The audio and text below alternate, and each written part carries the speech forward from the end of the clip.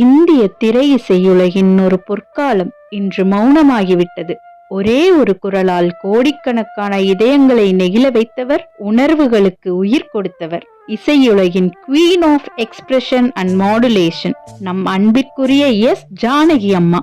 1957 தனது இசை பயணத்தை தொடங்கிய அவர் 60 ஆண்டுகளுக்கும் மேலாக 48,000க்கும் அதிகமான பாடல்களை 20க்கும் மேற்பட்ட இந்திய மற்றும் வெளிநாட்டு மொழிகளில் பாடி தலைமுறைகளை கடந்து ரசிகர்களின் இதயங்களில் நிலைத்திருக்கிறார். 4 தேசிய திரைப்பட விருதுகள், 33 மாநில விருதுகள், கலைமாமணி, ராஜ்யோத்சவ பிரசஸ்தி உள்ளிட்ட எண்ணற்ற பெருமைகள் அவரது இசை பயணத்தை அலங்கரித்தன. ஆனால் அவரது மிகப்பெரிய விருது மக்களின் அளவற்ற அன்புதான்.